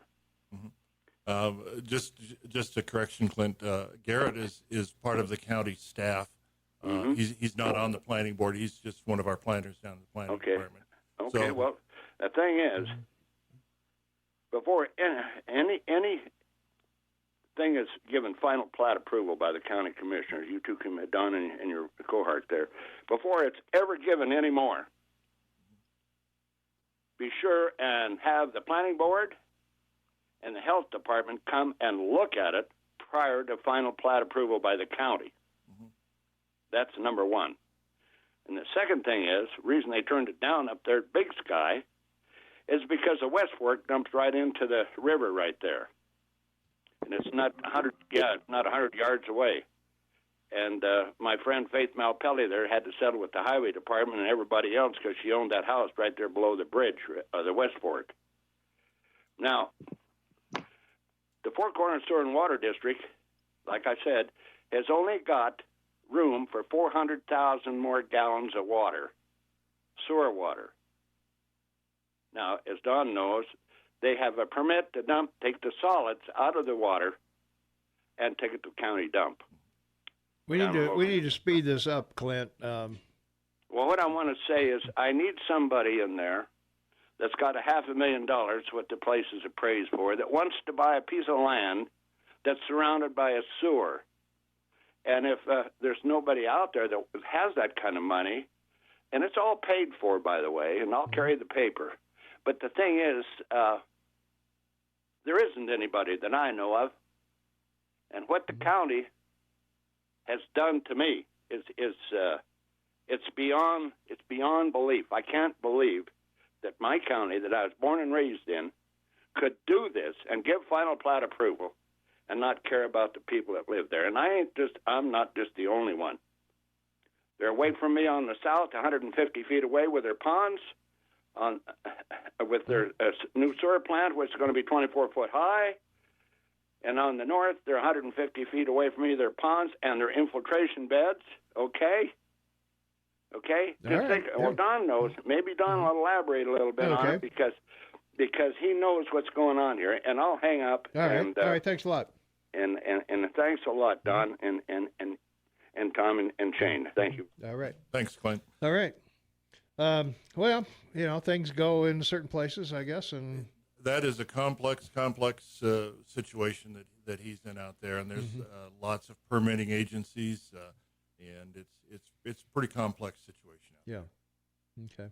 I will say, generally speaking, infrastructure capacity is a big concern as we look forward in this growth plan. Yeah. Well, that particular area is growing very fast. obviously. Yeah, and we always talk about growth in Gallatin County, and it's 3% a year, and so that's about 10 people a day are moving into the county, and we have to figure out how we're gonna deal with that growth and how we're gonna do the services that they need and require. Yeah, because I think most people down there are on septic, aren't they? And then they're going to have to move to a sewer type system because otherwise it's just not going to be a safe situation down there with the rivers. Yeah, it's a real complex and down all there. that. Yeah, and that's a lot of that is DEQ permitting that the county really doesn't have anything to say about. Yeah. The real unfortunate part of the situation is that all that treatment infrastructure is surrounded by people that are not in the district. There are a lot of long-standing properties that had original septic and well permits that have been there for a long time, and then the district used that property as treatment, and it feels unfair to the people out there that none of them are actually ratepayers in the district. They don't get to vote in the district, and it's just right next door to them. Right. And I know that the sewer district was actually interested in buying a bunch of those properties, but there were some deals not made because people didn't want to sell the properties next to them. Yeah. Okay. Let's take another phone call. 522-TALK is the number, 522-8255. Caller, you're on the air with the commissioners. What's up? Just out of curiosity, I'd like to know if we could get a survey for the 10 people that are moving here every day. How many of them have any freaking clue what these left-hand flashing yellow arrows mean? Because it's just freaking retarded. Oh, my God. I got to get to work and hope I don't have to use any of those lanes and die. I think you're on state roads where that. I mean, well, not all of them, but we've been driving with the green means yield on the left just forever. And I swear to God, I would bet one of my testicles that has something to do with the car insurance and the government because they just want more accidents so they can keep their money coming in. All right, have a good one. It's a conspiracy. Now, there's a good deal, yeah. I was just saying this morning we should be answering all these calls with KMMS. What's your emergency? Yeah, right. That should be right, yeah. Maybe we should do that. Yeah. I'll concur with the caller on that. The yellow flashing is, Gooch Hill, where I live out there, and go Gooch Hill. Sometimes I'll get a green arrow. Sometimes you won't. I think if there's more than one car in the left lane, I think you get an arrow. But I'm there by myself, I'm at the mercy of everybody coming from. Yeah, and there's a lot of it too. We were talking the other day that we don't have much of a rush hour, and people corrected me that there's traffic everywhere in Bozeman. Well, when you come to work at 5 o'clock in the morning or whatever, there's nothing here. Yeah, there's nothing here when I get here. Yeah. Let's see from our text line. If the land was devalued, the county, state should compensate the owner. So there you go. You guys got plenty of money. And we have to realize that is taxpayer dollars. Taxpayer dollars, yeah. So if the taxpayers want to compensate people, I guess that's where they should go. So, it's a lot of questions there. So, we want to talk. We got to take a break right now, but when we come back, we want to talk about maybe what plans are in the works and what people can expect to see down the road, and we'll be right back with county commissioners right after these important words. Stay tuned. Welcome back, everyone. It's 19 minutes after the hour, Friday, September 13th. Happy Friday the 13th. County commissioners are in the house. Are they in the house? They're on the soapbox, actually. Hang on to the rails. It's pretty shaky up here. Friday the 13th with a full moon. What could go wrong? What could go wrong, yeah. Don Seifert's with us. Scott McFarlane's with us. And Garrett McAllister from the planning department is also with us. And we're talking about... we want to talk about, we talk about what the city does, projects and things that they've got coming up. So we wanted to talk a little bit with you guys about what is on your docket for future plans that people can look for, or what's going to happen in the county, what projects are going on and everything. So sure, we're right in the middle of a pretty big and pretty important project right now that Garrett is sort of shepherding through the process. We're redoing our growth policy, which and I'll let Garrett talk a little bit about that. But it's a pretty important document that we review every few years, and trying to get public input on it to see what the expectations What are. is our county population now? It's over 100,000. Yeah, we're about 112 somewhere 112. in there. Okay. Somewhere in Yeah, there. I was thinking somewhere in that neighborhood. Yeah. So yeah. So, All right. So Garrett, what's going on? Well, the county is undertaking this big project. We haven't updated the growth policy in a few years. 2003, I think, was the last time. And obviously, a lot has happened in the county since then. And so the growth policy is required by law, and it's sort of the overarching land use document that really provides the vision and guides growth and development in the county, and addresses all sorts of topics from land use to transportation to infrastructure, housing, etc. Okay. So a lot on the plate. Yeah. We're just in the early stages. We're doing a lot of public outreach. The goal is to really try to get the community involved, understand what some of the concerns are, also understand what people really love and value about this place, so that we can sort of craft policies that hopefully protect those things. We had a pretty busy week with some public listening sessions. We just were in Amsterdam 2 days ago. We were in Bozeman yesterday, and then Four Corners yesterday as well. Got a lot of really great feedback from the public. We met with some important community stakeholders from agriculture, from the business community, from the development community, education. We sort of targeted some important people in the community and wanted to hear from them. And then we also have been trying to have a presence at various events around the county, farmers markets, things like that. We were out in Three Forks last week. We hit the Manhattan Potato Festival a few weeks ago. We'll be at the Belgrade Fall Fest coming up on Saturday, September 21st. I think we'll be at the Gallatin Valley Farmers Market this Saturday. We'll probably be around at MSU Homecoming. So we're just trying to get out there and get the word out and get people involved, hopefully. Yeah. And we have a website too. I should mention it's envisiongallatin.com. Envisiongallatin.com. Yep. Envision. So ENVISION. Envisiongallatin.com. There's a link to a community questionnaire, and it's really valuable to have people go on and fill that out and provide their input. And like I said, just get involved so that the planning department knows what's important. Yeah. One of the things that's bugging the city is affordable housing. And I think almost all the mobile home parks are in the county.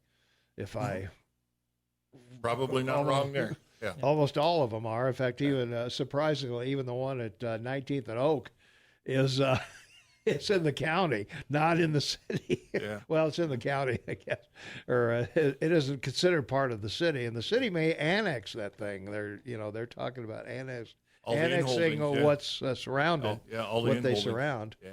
So that could be pretty pricey. And I'm wondering, could the county be the savior of Bozeman low-cost housing with trailer parks? Is that possible to do something like that, Scott? Well, we haven't seen a lot of demand for creating new trailer parks, regardless of the current regulations, right? Yeah. So if the city starts creating pressure that incentivizes people to go out in the county, we may see more. We may see more developers thinking that that's a good use of their land. But we just haven't seen that. Usually a piece of land big enough to put a bunch of people on, developers have better ideas with what they want to do with their money than mobile home parks. Yeah. I'm a Four Corners kid, and that was all mobile home parks when I grew up out there, and now it's gas stations. So. Yeah. Well, we remember back when Bridger left, they were going to develop that area, and it kind of never happened. Now it's going to be a park, I guess, out there, but people were still displaced from there. Sure. I know the owner of the one in Belgrade wanted to expand that one. Now, I believe she's in the city. And they wanted 24 wide streets and curbs and gutters and, the things that most parks don't have. Yeah. They don't have sidewalks. They don't have, they got blacktop roads and no, you can park either direction. It doesn't really matter. The county does have regulations, to help guide the development of a mobile home park. Yeah. I don't know about everybody in here, but I certainly have lived in a mobile home during my college years. Sure. It was. I'm not even sure it was affordable then because I was kind of strapped for cash. But, well, true. Yeah. But it's 4 walls in a house and keeps you warm in the winter. So. But I'm wondering if some people would do that because, with the biggest investment you got to get a return on is all the infrastructure. Yeah. Is the 24 wide streets and the curbs and the gutters and the, and all that you may not need in a mobile home park, but and theoretically you could put more homes than single family homes or condos or things like that maybe. And I'm just wondering if the regulations were somewhat relaxed where they could use septic or even if they had to put in a sewer, depending on where it is. I'm just wondering if the county would be receptive to that. Could you put a mobile home on a piece of land in the county? Yeah. There's and as far as a full-fledged park, there's opportunity to do that if a landowner wishes to do it. I think there's some zoning districts that allow it, some don't. But there's opportunity if somebody wishes to do it. Yeah. Let's take another phone call. Caller, thanks for waiting. You're on the air. What's going on? Hi, this is Keith. Hi, Keith. Hi, Don. Hey, Keith. How you doing? Good. As you know, I'm on the city-county planning board here in Belgrade. The woman that owns the property that wants to expand came to us and wanted to expand. Time we got done telling her that she had to have paved streets, curbs, gutters, boulevards, sidewalks, she said, I cannot afford that. By the time I put in the sewer lines and the water lines, I maybe could pave the streets, but that's the best I can do. And she said, I just can't do it, so I'm not going to do it. And that's why we don't have trailer courts here in Gallatin County, is because of the I'm going to call them stupid regulations. There's trailer courts out here by where I live, Lexley Acres, and I forget the other one. They get by just fine with paved streets. And the reason we don't have trailer courts is because me on the planning board won't let them do it, because we have to follow the county regulations and the city regulations. And there's a couple people on the Belgrade planning board. You mentioned trailer house, and they have a case of the vapors right there. Yeah. So that's why we're not having trailer courts, is because of the stupid regulations that the woman, she wants to do it, but she just absolutely cannot afford it, and she's never going to get her money back out of it by renting a trailer space after she's put all that into like you said, the infrastructure. Thanks, guys. Okay. Hey, thanks for the call. Well, we're out of time, guys, but any comments on Keith's? No, nothing. And I agree with Keith on some of that, City of Belgrade. But Garrett and envisiongallatin.com. It's really important. This is a policy document that sort of begins to guide our regulations, and we're out there looking for public involvement, public input, so that we can get. Maybe we should think strongly about that. That maybe if we could use some of the better trailer courts as models, street sides or what kind of things they have. Sure. And I think some developers might look at this and say, hey, you got a steady stream of money coming in every month from the people with the lot rent, and why not? Maybe might be a decent investment to think about. Yep, that's right. All right. Thanks, Don. Thanks, Scott. Thanks, Garrett, for being here. Thank you, Tom. Be right back.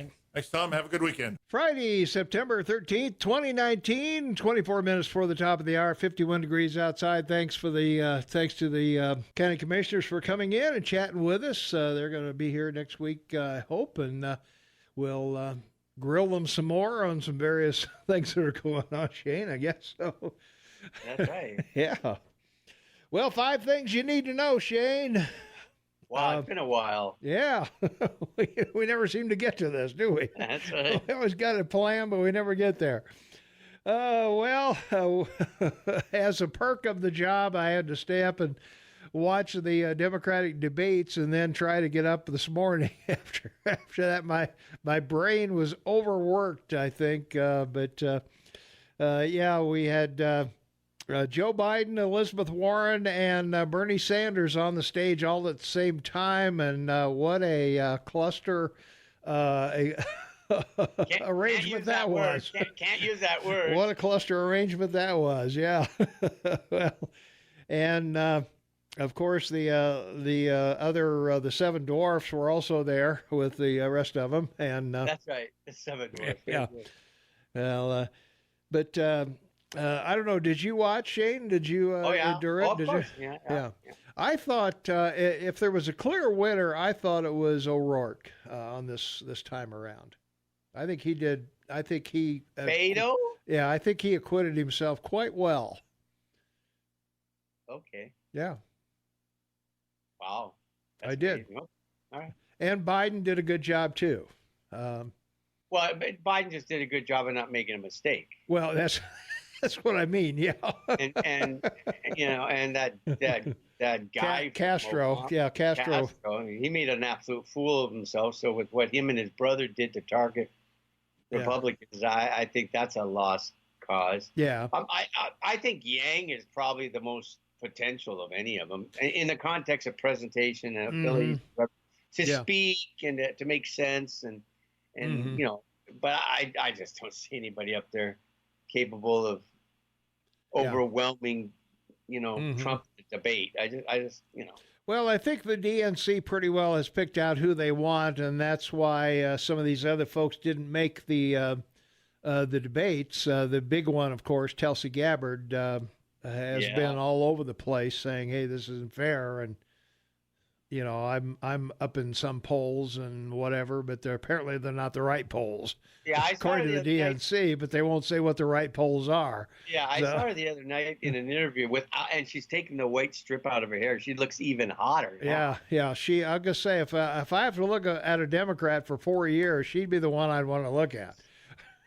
Well, I don't think I want to look at Bernie or Elizabeth for 4 years. I didn't think Bernie and Elizabeth acquitted themselves very well. The same old shtick. Whatever question they were asked, they went back to the big corporations with Warren and back to free stuff with Bernie. And, Biden was kind of, a history lesson here and there. Whether it's the right history or not, I don't know. But anyway, they did go back to Obama a lot to attack him. Yeah, that was amazing. Yeah. So a lot of the Obama things that, he let healthcare slip away, and they were, he wants to keep Obamacare but put it back the way it was and resurrect it. And the other thing that I found interesting was. Everybody up there, with a couple of exceptions, wants Medicare for all. One thing that nobody seems to talk about is no one seems to want VA for all. Exactly. Well, no, it's amazing. It's kind of the same thing, guys. But we hear a lot of horror stories about the VA, and Elizabeth Warren's talking about, well, all this paperwork for all these insurance companies and everything, that'd all be gone. I don't know. Have you ever talked to anybody that's tried to deal with Medicare at a hospital? Yeah. It's all paperwork. And they still have theft and everything. The fascinating thing about the VA is it's the largest medical institution in your country, meaning, the largest set of hospitals, like as in a chain of hospital. Obviously, if you were going to have some type of medical provisions for everyone in your country, you would want to involve that. Sure. Well, I think there's a lot of people like me who are veterans.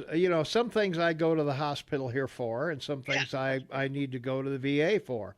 But they have a VA facility here that does a lot of things. For glasses, for example, I go here for the VA to get glasses.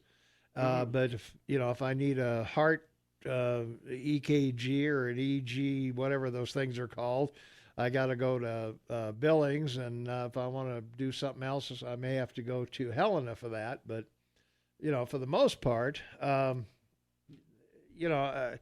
and we're talking about all these veterans dying, waiting online to get to see somebody. What do you think Medicare for All is going to be like with that? Exactly. And you're not paying doctors, so where's the incentive for doctors to get on this? Hospitals are losing money. You're still going to have uninsured people, and the bill for this is going to be astronomical. I mean, just look at what the bill for Medicare and Medicaid are, and just add 100 million people to that. And what do you got? A mess. Yeah. Let's take a phone call. 522 Talk is the number. Call you on the air. What's up? Morning, guys. It's Mike again. Yeah, Mike. So I don't understand these arguments that you guys make. Medicare runs at a 3% administrative fee, and United Healthcare is at right around 30%. Mm-hmm. So $30 of every 100 is just going for them to try to get it, so that they don't have to pay. Yeah. And then, and just think of all the things we can eliminate if we get Medicare for All. We can eliminate workman's comp. We can eliminate all these programs for the poor in every state. We can eliminate all those. I mean, it's just astronomical the amount of things we can get rid of. I don't understand why you're against it. Well, I'm not against Medicare, but I agree with one of the and I don't remember which one that said it. I think Medicare should be one of the options if you want to go on Medicare, and that's provided by the government. Go for it. And what will happen is everybody will sign up for Medicare. I mean, because Medicare and the veterans. Mm-hmm. The VA, they pull way higher than any private health care right now. Mm-hmm. If you pull the approval ratings of them. Mm-hmm. Yeah, the only thing I like, I wouldn't want to have one grocery store, one shoe store, whatever. I think competition is good. I don't know if private industry can compete against the government or not. We have a private waste hauler here who competes against the city. And of course, the city can't go out of business, so right. That's the issue. But does the private hauler keep the city rates in line, or if the private hauler wasn't here, would the city up the garbage rates? So I don't know. Do this. I don't know. Let's say to all the insurance companies, okay, you have to cover everybody and pay everything, and there'll be a small copay. Let's see your bid. Yeah, let's have them all bid on it. That's fine. Yeah, I don't have a problem with that at all. Because that's the other thing is you guys are always like government run. Well, you can set up in Canada, it's the health ministry. It's not the government. Right. So true. You could make a private entity that runs the whole thing. We just want the government to pay it with our tax money. Yeah. Well, it is a provincial government. It's a provincial government that runs it. But look, Obama set up. He didn't set up an Affordable Care Act. He set up an Affordable Insurance Act that was never affordable. Well, and it was the same. No, that's the Republican plan, man. No, I know, but I just want to make this observation for you. The only comment that made sense that was honest was Bernie's, where he said, you're going to pay a copay for the year, like $200 or something, and taxes are going to go up, but because everybody will have this, the advantages will go to what you were suggesting. The problem that you have is infrastructure and logistics to maintain it. Right. And for people to be provided the care. So you just think our system can't handle another 30 million people in it? No. My final statement is that to do that, you have to get rid of insurance. You get rid of insurance, and the insurance industry in your country collapses. No. And that's why Biden last night was saying, let's just fix Obama. Oh, my God. That's a dirty little secret. All you got to do is just do it in increments, and you lower the age of Medicare 5 years every year or whatever, and they'll be able to adjust to it. Yeah, that was my simple solutions. That's been solutions, which all makes sense. But it's money behind it. And, the insurance industry's big. Oh yeah, but I mean, I don't hear any Republicans in Canada or in Europe calling to get rid of their single payer health systems and go to ours. So. Well, Finland kind of they kind of went bankrupt almost over their system, and the stuff in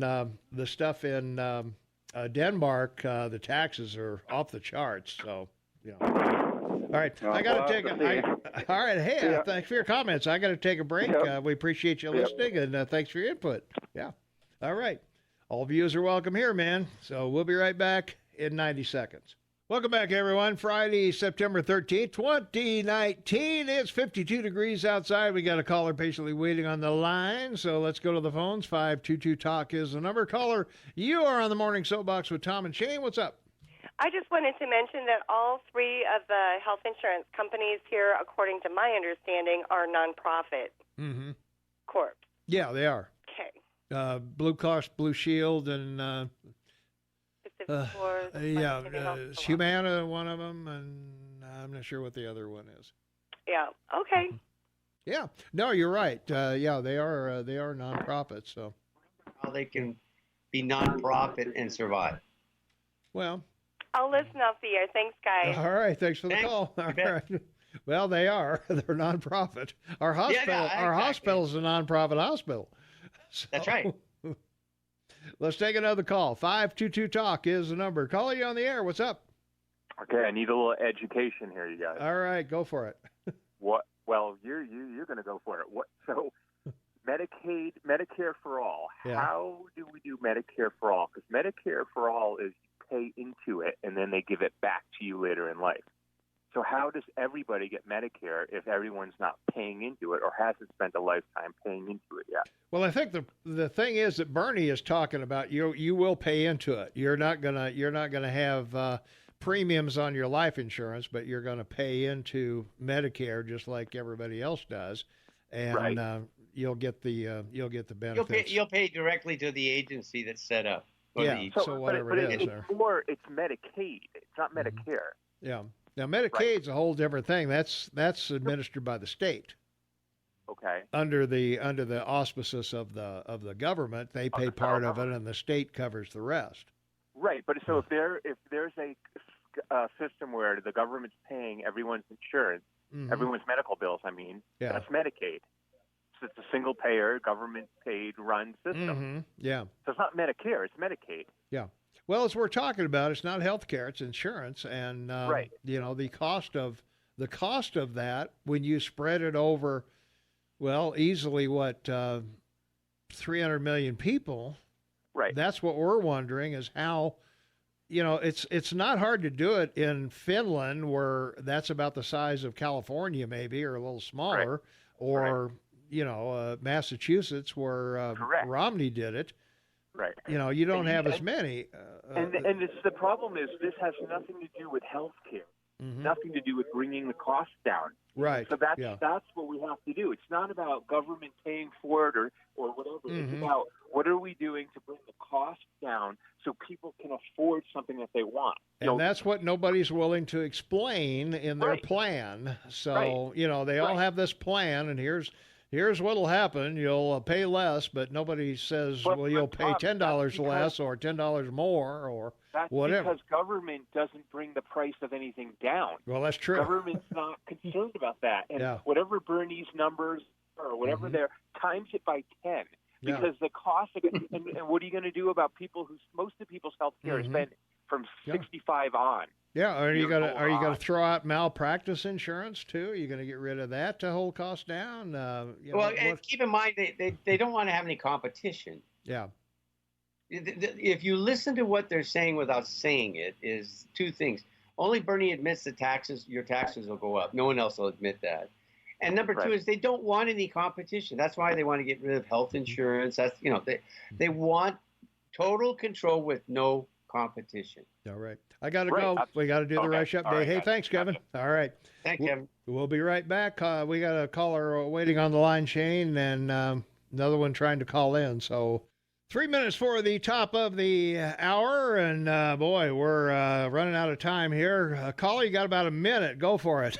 All right, thanks. I was just talking to Shane about one of the previous callers, Mike, there, that just the government's going to tell them that just trust us with your money. We're going to do the right thing for you.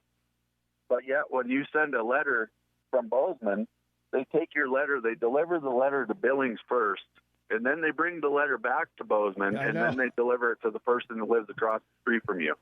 And you want to trust these people with your money to take care of your mother and your father and your brother and your sister and do a good job with that money that you give them and just trust that they're going to do the right thing. Hey, thanks for the call. I got to go. All right. Appreciate it. All right. Thanks much.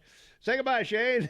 Goodbye, man. Talk to you on Monday. All Have right. a great weekend, everybody. Be happy, be safe. God bless. All right. That does it for us. We'll see you Monday morning, 6 a.m.